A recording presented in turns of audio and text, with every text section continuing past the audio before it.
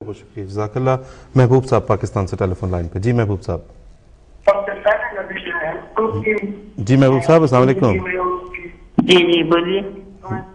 जी महबूब साहब आप बोलिए।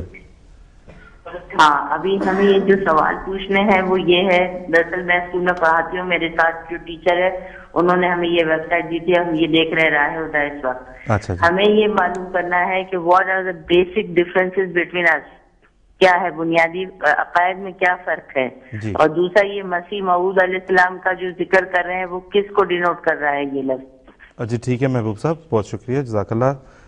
हम इस्फंदियार मुनीब साहब के पास चलते हैं। इस्फंदियार मुनीब साहब, अस्सलाम वालेकुम रहमतुल्लाह।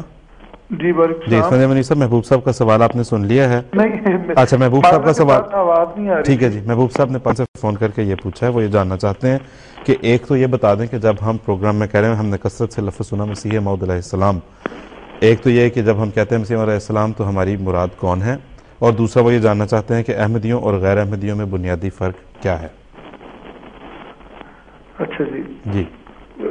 हजरत मसीह मऊद अलैहिस्सलाम जब हम कहते हैं तो हमारी मुराद हजरत मिर्ज़ा गुलाम अहमद कादियानी अलैहिस्सलाम है, जो 1835 में कादियान में पैदा हुए, और आपने मसीह मऊद और महदी मऊद होने का दावा फरमाया, और 1908 में आपकी वफात हुई। तो आम अगर उसका बयान किया जाए लफ्ज़ों में तो जमात अहमदिया के बानी हजरत मिर्ज़ा गुलाम अहमद कादियानी अलैहिस्सलाम को हम हजरत मसीह मऊद अलैहिस्सलाम कहते हैं, इमाम महदी अलैहिस्सलाम भी कहते हैं, क्योंकि अल्लाह ताला ने उनके ये नाम बताए हैं कुरान करीम से इशारतन और हदीस में सराहतन इन चीज़ों का जिक्र आता है, इसलिए हम वो नाम देते हैं। तो अलैहिस्सलाम कहने पर उनको कोई मसला है या सिर्फ नाम पूछना चाह रहे थे आसिफ साहब? दूसरा हिस्से का जवाब दे सकें कि अहमदी और बुनियाद वो तो हो जाएगा। मुझे ये कि वो अलैहिस्सलाम पर सवाल नहीं, वो ये जानना चाहते थे कि आपकी मुराद कौन है। अच्छा, मुराद कौन है। जी अच्छा जी जी। तो दूसरा सवाल उनका था कि वो जरा बयान बुनियादी अकायद में क्या फर्क है अहमदी और मुसलमान, अहमदी और दूसरे गैर अहमदी मुसलमानों में। जी जी, हम बुनियादी अकीदा इस बात को समझने के लिए यूं आप सामने रख लें कि उम्मत मुहम्मदिया एक ऐसे वजूद की मुंतज़िर है जिसने आखिरी ज़माने में मुसलमानों की इस्लाह के लिए और दूसरे अदियान पर इस्लाम को गालिब करने के लिए आना था। हम हजरत मसीह मौद अलैहिस्सलाम यानी हजरत मिर्ज़ा गुलाम अहमद कादियानी अलैहिस्सलाम को वो वजूद मानते हैं जो अल्लाह और रसूल वसल्लम की पेशगोई के मुताबिक मसीह बनकर या महदी बनकर आ गया है, और उन्होंने एक जमात कायम की है जिसमें सिलसिला खिलाफत जारी है, और जो अल्लाह के फजल से इस्लाम के गलबे के लिए पूरी दुनिया में कोशां है। और हमारे दूसरे गैरत जमात मुसलमान भाई अभी तक मुंतजिर हैं कि कोई आसमान से मसीहा आएगा और या कोई और वजूद आएगा जिसके वो इंतजार में बैठे हुए हैं, फिर उसके बाद वो कहते हैं कि वो हम आगे बढ़ेंगे। यानी ईसा अलैहिस्सलाम जिंदा आसमान पर चले गए हैं, वो जिंदा वहां पे खुदा के पास बैठे हुए हैं, वो जिंदा ही आखिरी जमाने में वापस आएंगे और फिर काफिरों से जिहाद करेंगे और तलवार की लड़ाई लड़ेंगे और मारेंगे लोगों को, और इस तरह इस्लाम को गालिब करेंगे। जमात अहमदिया कुरान करीम और अहादीस की रूह से ये समझती है कि हजरत ईसा अलैहिस्सलाम वफात पा चुके हैं, और उनके जो आने का वादा है वो दरअसल उनके रंग में रंगीन होकर उनकी तरह के एक वजूद के आने का वादा था जो हजरत मिर्ज़ा गुलाम अहमद कादियानी अलैहिस्सलाम के वजूद में पूरा हुआ है। तो अगर तो आप बुनियादी ये चीज़ है जिससे जमात अहमदिया और दूसरे भाइयों के अंदर इख्तिलाफ राय है।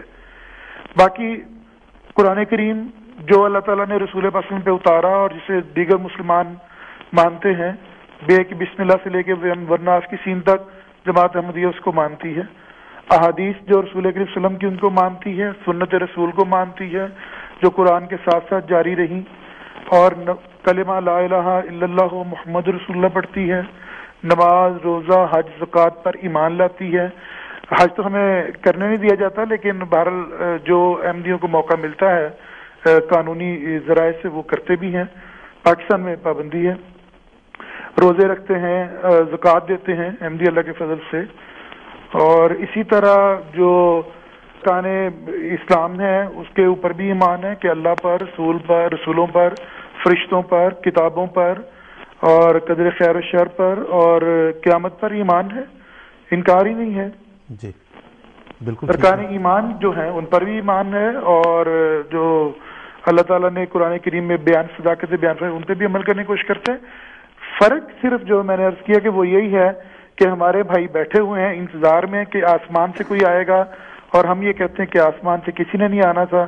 وہ رسول وسلم کی پیشگوئی کے مطابق آج سے تقریباً 100 سال پہلے 100 سال سے زیادہ عرصہ ہو چکا ہے قادیان کے مقدس تسمیے پیدا ہوئے، اور ایک ایسی جماعت قائم کر کے دنیا سے تشریف لے گئے ہیں جو اپنے مقدس خلفاء کی اقتداء میں غلبہ اسلام کے لیے ہر طرح کی قربانی پوری دنیا میں پیش کرنے کی سعادت پا رہی ہے.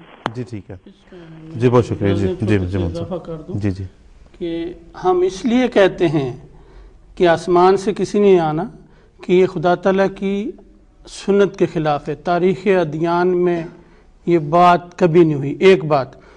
دوسری بات یہ کہ خود حضرت عیسیٰ علیہ السلام نے یہ فیصلہ کر دیا یہود کے لیے کہ جس کو ایلیا کو تم آسمان سے انتظار کر رہے ہو، جس کا وہ زمین پہ پیدا ہو کے یحییٰ کی شکل میں آ گیا ہے لیکن تم نے اس کو پہچانا نہیں. تو آسمان سے آنے کے وعدے ہوتے ہیں لیکن زمین پہ ایک شخص پیدا ہو کے اس پیشگوئی کو پورا کرتا ہے. یہ حضرت مسیح علیہ السلام کا فیصلہ ہے یہودیوں کے حق کے خلاف، جب انہوں نے کہا تھا کہ ایلیا پہلے آسمان سے آئے گا تو پھر ہم تمہیں مانیں گے. وہ کہاں ہے؟ تو جب حضرت مسیح علیہ السلام نے خود فیصلہ کر دیا تو اب اس فیصلے کے خلاف آپ مسلمان جو دوسرے ہیں وہ حضرت مسیح علیہ السلام کو آسمان سے کیوں آنے کا انتظار کر رہے ہیں؟ یہ تو حضرت مسیح علیہ السلام کے خود اپنے فیصلے کے خلاف ہے. عقل اس کو کہتی ہے کہ جس طرح یہود پہلے اس آسمان سے واقعی کسی کے آنے پر اصرار کر کے ٹھوکر کھا گئے، اس طرح مسلمان ٹھوکر نہ کھائیں. بالکل ٹھیک. بہت بہت شکریہ. جزاک اللہ.